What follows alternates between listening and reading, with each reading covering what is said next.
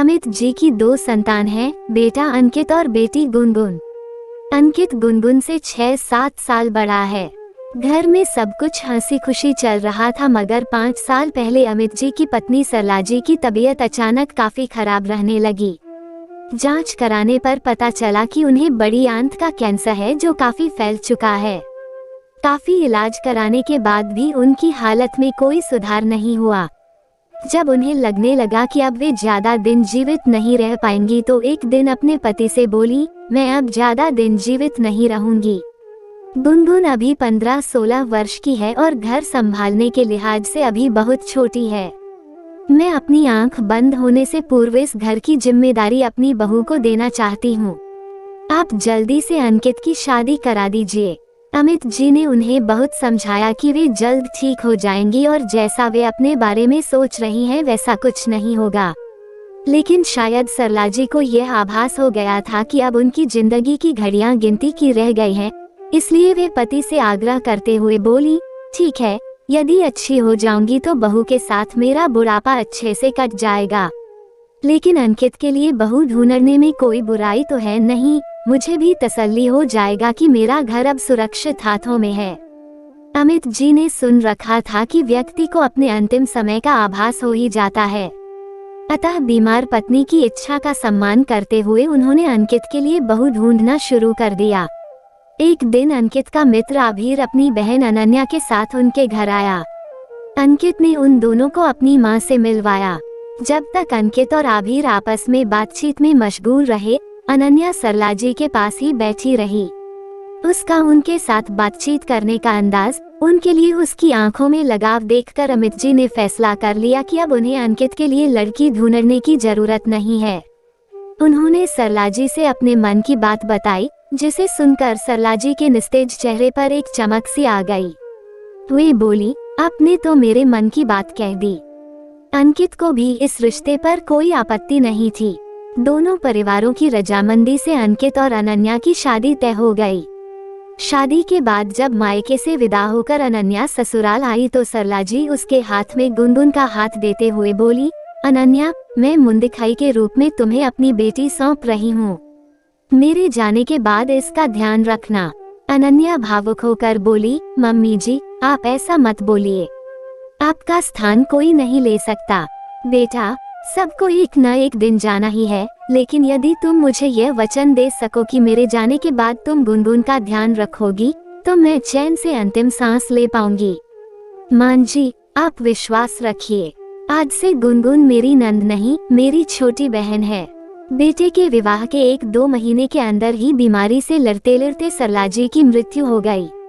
अनन्या हालांकि उम्र में बहुत बड़ी नहीं थी, लेकिन उसने अपनी सास को दिया हुआ वादा पूरे मन से निभाया। उसने गुनगुन को कभी अपनी नंद नहीं बल्कि अपनी सगी बहन से बढ़कर ही समझा। बड़ी होती गुनगुन का वह वैसे ही ध्यान रखती जैसे एक बड़ी बहन अपनी छोटी बहन का रखती है। वो अक्सर गुनगुन से कहती, गुनगुन, बड़ी भाभी, बड़ी बहन और माँ में कोई भेद नहीं होता। गुनगुन के विवाह योग्य होने पर अंकित और अनन्या ने उसकी शादी खूब धूमधाम से कर दी। विवाह में कन्यादान की रस्म का जब समय आया तो अमित जी ने मंडप में उपस्थित सभी लोगों के सामने कहा, कन्यादान की रस्म मेरे बेटे बहू ही करेंगे। विवाह के बाद विदा होते समय गुनगुन अनन्या से चिपक कर ऐसे रो रही थी जैसे वह अपनी माँ से गले लगकर रो रही हो। नंद भाभी का ऐसा मधुर संबंध देखकर विदाई की बेला में उपस्थित सभी लोगों की आंखें खुशी से नम हो आईं। गुनगुन शादी के बाद ससुराल चली गई। दूसरे शहर में ससुराल होने के कारण उसका मायके आना अब कम ही हो पाता था। उसका कमरा अब खाली रहता था, लेकिन उसकी साज सज्जा, साफ सफाई अभी भी बिल्कुल वैसी ही थी जैसे लगता हो कि वह अभी यहीं रह रही हो। अंकित के ऑफिस से लौटने के बाद अनन्या अपने और अंकित के लिए शाम की चाय गुनगुन के कमरे में ही ले आती ताकि उस कमरे में वीरांगी न पसरी रहे और उसकी छत और दीवारें भी इंसानी सांसों से महकती रहे। एक दिन पड़ोस में रहने वाले प्रेम बाबू अमित जी के घर आए। बातों बातों में वे उनसे बोले, आपकी बिटिया गुनगुन अब अपने घर चली गई है, उसका कमरा तो अब खाली ही रहता होगा। आप उसे किराए पर क्यों नहीं दे देते, कुछ पैसा भी आता रहेगा।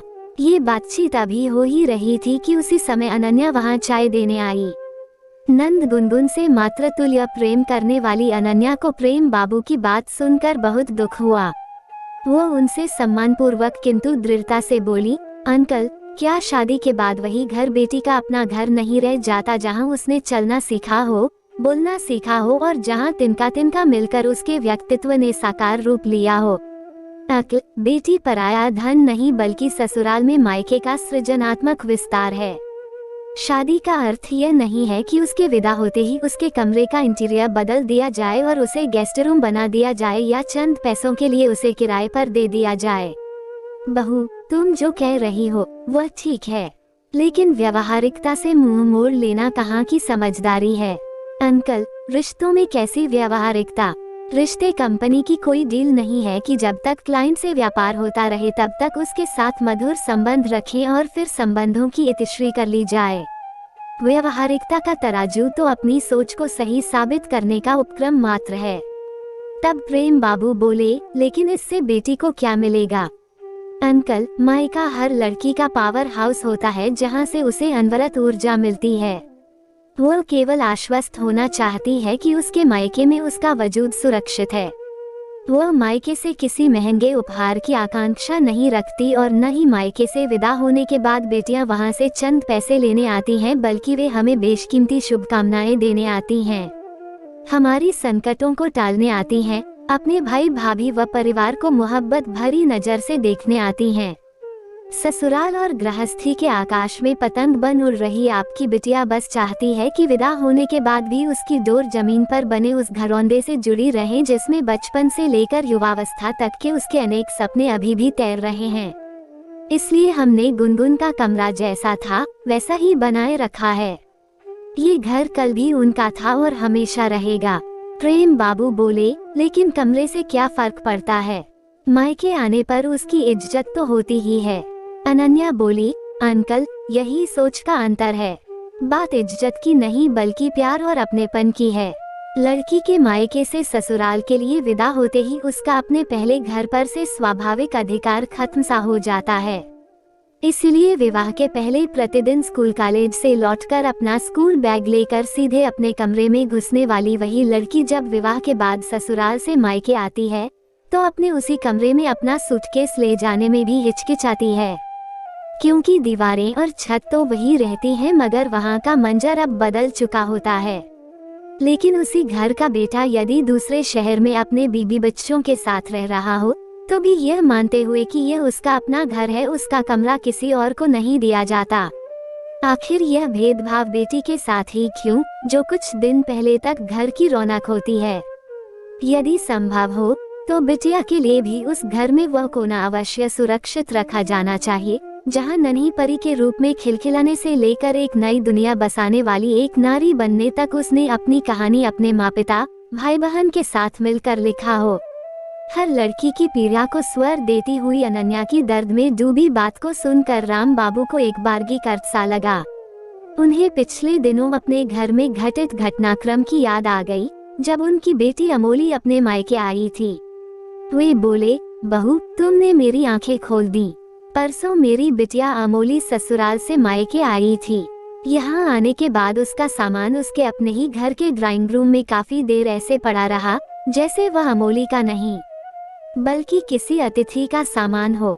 बेटा अपना, बेटी पराई जैसी बात को बचपन से अब तक सुनते आए हमारी मनोभूमि वैसी ही बन जाती है और इसी भाव ने अमोली को कब चुपके से घर की सदस्य से अपने ही घर में अतिथि बना दिया, उस मासूम को पता ही नहीं चला। पता नहीं क्यों मैंने उसका कमरा किसी और को क्यों दे दिया। यदि गुनगुन की तरह अमोली का कमरा भी उसके नाम सुरक्षित रहता तो वह भी पहले की भांति सीधे अपने कमरे में जाती, जैसे कॉलेज ट्रिप से आने के बाद वह सीधे अपने कमरे में अपनी दुनिया में चली जाती थी। ये बोलते हुए उनकी आंखें भर आईं और गला अवरुद्ध हो गया। वे रुमाल से अपना चश्मा साफ करने लगे। अनन्या तुरंत उनके लिए पानी का गिलास ले आई। पानी पीकर गला साफ करते हुए राम बाबू बोले, बहू, उम्र में इतनी छोटी होने पर भी तुमने मुझे जिंदगी का एक गहरा पाठ पढ़ा दिया।